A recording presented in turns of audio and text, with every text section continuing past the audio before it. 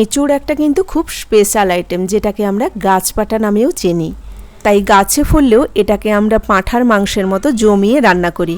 কিন্তু রোজকার রান্না খুব বেশি তেল মশলা দিয়ে রান্না করা যায় না। তবে যে পদ্ধতিতে আজকে রান্না করব, এক্সট্রা কয়েকটা মশলা যোগ করলেই ঘরোয়া রান্নাও হয়ে উঠবে অসাধারণ। বাড়ির খাবারও মনে হবে অনুষ্ঠান বাড়ির খাবার খাচ্ছি। আর কথা নয়, চলুন এবার রান্নাটা শুরু করি। সবার আগে এঁচোড়টা কেটে নিতে হবে। তার জন্যে হাতে একটু সর্ষের তেল লাগিয়ে নেবেন, তাতে আর হাতে আঠা লেগে যাওয়ার ভয়টা থাকবে না। তবে বাজার থেকে যে এঁচোড়গুলো আমরা কিনে নিয়ে এসে রান্না করি, ওগুলোতে কিন্তু সেভাবে আঠা থাকে না, অনেকটাই শুকনো হয়ে যায়। বাড়িতে যাদের গাছ আছে তাদের তো কথাই নেই, সরাসরি গাছ থেকে তুলে একেবারে টাটকাটা রান্না করতে পারবেন। এঁচোড়গুলোকে এইভাবে ডুমো ডুমো করে কেটে নিয়েছি। বাইরের ছালটা একটু মোটা পুরু করেই বের করে দিয়েছি, আর ভেতরের যে অংশটা, মাথার দিকটা, ওখানেও কিছুটা অংশ বাদ দিয়ে দিয়েছি। এবার এঁচোড়টা সেদ্ধ করে নেব। প্রেসারে ঢেলে নিলাম এঁচোড়গুলো। এর মধ্যেই দিয়ে দিলাম 1 চামচ লবণ, হাফ চামচ হলুদ গুঁড়ো, আর অল্প করে একটু গরম মশলার গুঁড়ো। এবার পরিমাণ মতো জল দিয়ে এটা সেদ্ধ করে নেব। আর জলের পরিমাণটাও এমনভাবে দিতে হবে যাতে এঁচোড়ও সেদ্ধ হয়ে যাবে, অতিরিক্ত জলও ফেলা যাবে না। কারণ কেনা এঁচোড়গুলোতে এমনিতেই আঠা থাকে না, একটু শুকনো হয়ে থাকে, তার মধ্যে আবার জল ফেলে দিলে কিছুই থাকবে না। এঁচোড় যতটা পর্যন্ত থাকবে, জলও ঠিক সেই মাথা পর্যন্ত থাকবে। প্রেসারে 2টো সিটি দিয়েছি। এখন প্রেসারটা ঠান্ডা করে ঢাকনা খুলে দেখাচ্ছি। দেখুন, এর মধ্যে জলও নেই, আর এঁচোড়টাও সেদ্ধ হয়ে গেছে। আমি একটা এঁচোড় হাতে ভেঙে দেখাচ্ছি, দেখুন কত সুন্দর সেদ্ধ হয়ে গেছে। এবার গ্যাসে কড়াই বসিয়ে দিয়েছি, দিয়ে দিলাম সর্ষের তেল। প্রথমে আলুগুলোকে ভেজে নেব। আলুগুলো ডুমো ডুমো করে কেটে নিয়েছি। যেহেতু আলুগুলো আলাদা করে সেদ্ধ করে নিই, তাই এখানে এমনভাবে ভেজে নিতে হবে যেন 60% সেদ্ধ হয়ে যায়। আলুগুলো বেশ লাল লাল করে ভেজে নিয়েছি, আর ভাজতে ভাজতে আলুটা প্রায় হাফের বেশি সেদ্ধ হয়ে গেছে। আলুগুলোকে তুলে নিলাম। এবার মশলাটা একটু দেখিয়ে নিই কী কী দিয়েছি। এঁচোড় এখানে রয়েছে কিন্তু 500 গ্রাম। তো 500 গ্রাম এঁচোড়ের জন্যে আমি 2টো বড় সাইজের পেঁয়াজ আর 3-4টে কাঁচা লঙ্কা একসাথে বেটে নিয়েছি। পেঁয়াজটা ফাইন পেস্ট করে নিই, আধ বাটা করেছি। এই যে খোঁচা খোঁচা আছে দেখুন, পেঁয়াজ আর কাঁচা লঙ্কাটা মিক্সিতেই করেছি। একটু ছিক করলেই মিক্সিটা বন্ধ করে দেবেন, তাহলে দেখবেন পেঁয়াজ কাঁচা লঙ্কাটা এরকম আধ বাটা হয়ে যাবে। সাথে আদা রসুনের পেস্ট নিয়েছি, আর 4-5খানা কাজু, 2 চামচ পোস্তর সাথে একটা পেস্ট তৈরি করেছি।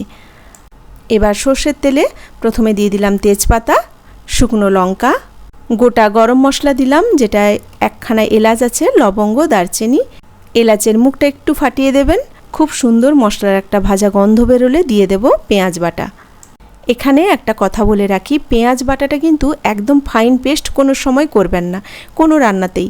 তাতে কি হয়, আমরা যেহেতু ঘরোয়া রান্না করি, পেঁয়াজ ফাইন পেস্ট করে দিলে সেটা কষতে প্রচুর তেল লাগে।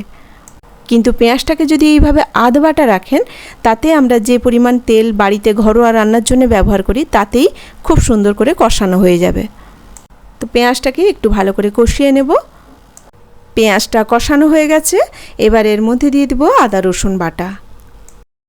আদা রসুনটাও ভালো করে কষিয়ে কিছু গুঁড়ো মশলা অ্যাড করব। দিয়ে দিলাম হাফ চামচ ধনে গুঁড়ো, হাফ চামচ জিরে গুঁড়ো, হাফ চামচ লঙ্কার গুঁড়ো, আর হাফ চামচ হলুদ গুঁড়ো। সামান্য একটু মশলা ধোয়া জল দিয়ে মশলাটাকে কষিয়ে নেব। গুঁড়ো মশলাগুলো দেওয়ার পরে একটু মশলা ধোয়া জলটাও দেবেন, এতে কিন্তু তরকারির স্বাদ অনেক বাড়ে। আর সামান্য একটু জল অ্যাড করলে মশলাটা খুব ভালো কষানো হয়, মশলার কালারও খুব সুন্দর হয়, তরকারির কালারও খুব সুন্দর আসে। খুব বেশি পরিমাণ তেল না দিয়ে হালকা একটু জল দিয়ে মশলাটা কষাবেন। দেখুন মশলার কালারটা কত সুন্দর এসছে। মশলা থেকে তেলও ছেড়ে গেছে। এখন দিয়ে দিচ্ছি অল্প পরিমাণে চিনি। চিনি দিয়ে মশলাটা আরও একটু কষিয়ে নিচ্ছি। খুব সুন্দর মশলার একটা পাক এসে গেছে। এবার এর মধ্যে দিয়ে দেব কাজু পোস্ত বাটা। কাজু পোস্ত বাটা দিয়ে আরও একটু কষাতে হবে। তরকারির স্বাদ কিন্তু ডিপেন্ড করে মশলা কষানোর উপরে। মশলাটা যত সুন্দর কষানো হবে, তরকারির স্বাদ কিন্তু তত ভালো হবে। যতক্ষণ না কাজু পোস্তর একটা কাঁচা গন্ধটা যাচ্ছে, ততক্ষণ কিন্তু কষিয়ে নিতে হবে। আর এই মশলা কষার পুরো সময়টা গ্যাসের ফ্লেমটা লো রাখবেন। এবার সেদ্ধ করে রাখা এঁচোড়টা এর মধ্যে দিয়ে দেব। এঁচোড়টাকেও ভালো করে কষিয়ে নিতে হবে। ভেজে রাখা আলুগুলোও এর সাথে দিয়ে দিলাম। এবার এঁচোড় আর আলু ভালো করে বেশ কিছুক্ষণ ধরে একটু কষিয়ে নিতে হবে। কষানোটাও ঠিক করে হয়েছে কিনা বুঝতে পারবেন যখন এঁচোড় আর আলুর খুব সুন্দর একটা কষানোর গন্ধ বেরোবে। আমি প্রায় 7-8 মিনিট ধরে এগুলোকে ভালো করে কষিয়ে নিয়েছি। এবার পরিমাণ মতো জল দিয়ে দেব, তবে জলটা ঠান্ডা জল দেবেন না, হালকা করে একটু গরম করে গরম জলটা দেবেন।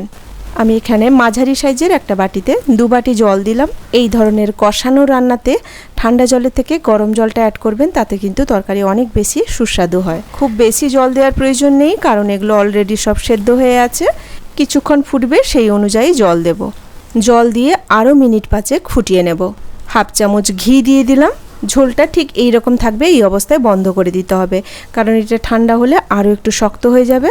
একবার এইভাবে রান্না করে দেখবেন, রোজকার রান্নার থেকে এটা কিন্তু অনেক বেশি সুস্বাদু হয়। তো কেমন লাগলো আজকের রেসিপি ছোট্ট একটা কমেন্ট করে জানাবেন। আর যদি ভালো লেগে থাকে তাহলে একটা লাইক দিয়ে পাশে থাকার অনুরোধ রইল। সকলে ভালো থাকবেন, সুস্থ থাকবেন। কথা হবে আবার পরে ভিডিওতে নতুন কোনো রেসিপি নিয়ে। ভিডিওটা শেষ অবধি দেখার জন্য অসংখ্য ধন্যবাদ। আজ এই পর্যন্ত। নমস্কার।